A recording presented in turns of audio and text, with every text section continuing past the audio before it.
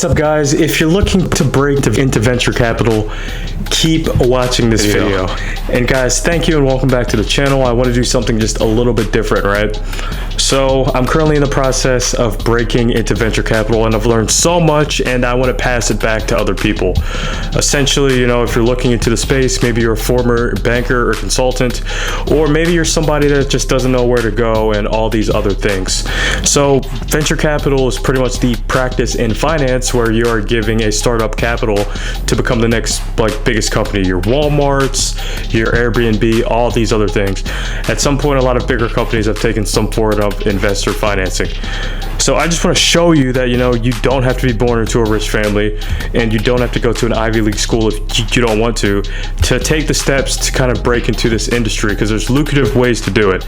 So who am I to be giving you advice? Well, I'm Chris, Army officer of 5 years, no fancy finance degree. I've worked with a lot of emerging funds. I've worked with the Web3 fund, sports tech fund, was a startup operator myself for a little bit, family office consulting, and so on and so forth.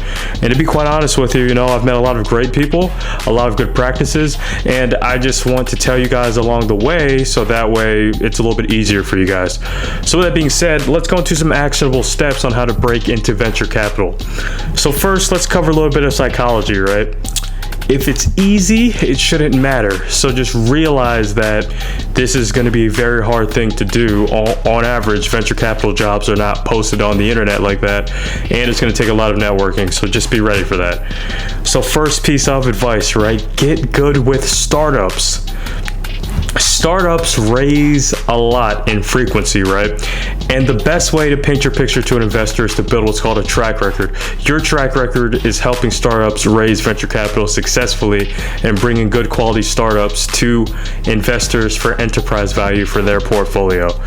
So, don't just blindly go on the internet, do your research, develop your own personal thesis. Mine is in Web3, sports tech, and consumer tech. And keep in mind, right, once you've hit the gold mine of one founder, other founders know other good founders. So that way you don't have to have, a non-quality, what's called deal flow or pipeline of startups, so you don't waste people's times. So I think that's cool, right? Get it right one time and it kind of blows your Rolodex open.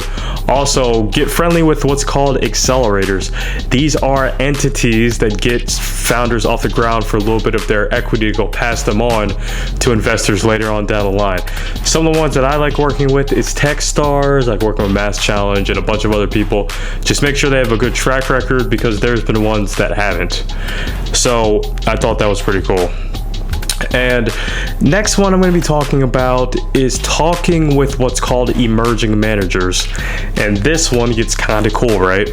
Emerging managers are venture capital firms just getting off the ground, and they can be on their fund ones and fund twos and other things like that. And essentially they raise capital from other investors so they can invest in startups. And later on down the line, they can raise another fund after they had good returns.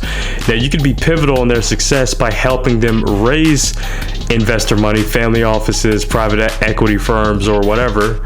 And also you can give them their first quality deal flow, so that way they can get to the investing. And keep in mind, if you do this successfully, then there's a high chance that you can create your own job. And I think that's what's beautiful about this industry. There's a lot of different ways to get in. So the next part I'm going to say, right, is probably like a hidden gem that not that many people know about, and that's corporate venture capital.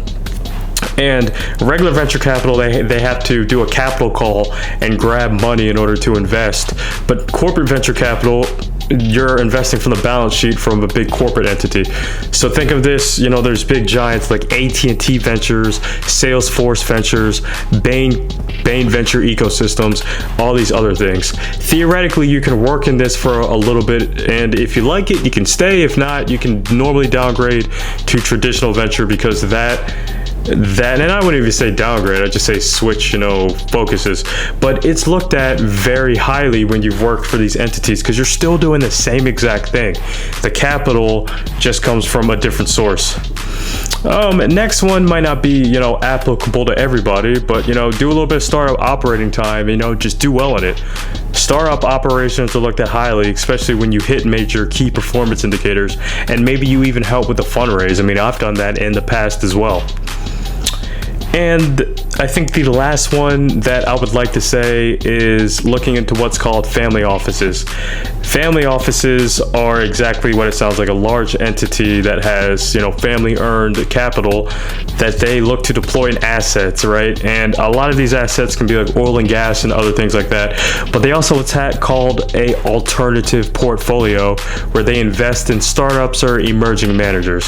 So getting good with a few family offices can also help you work your way into traditional venture capital. So guys, if you like what you heard here, and if you think this advice was helpful, let me know in the comments, what you're doing to break into venture capital or what was useful in this episode. So guys, with that being said, peace out, Girl Scout. I'll see you guys in the next one.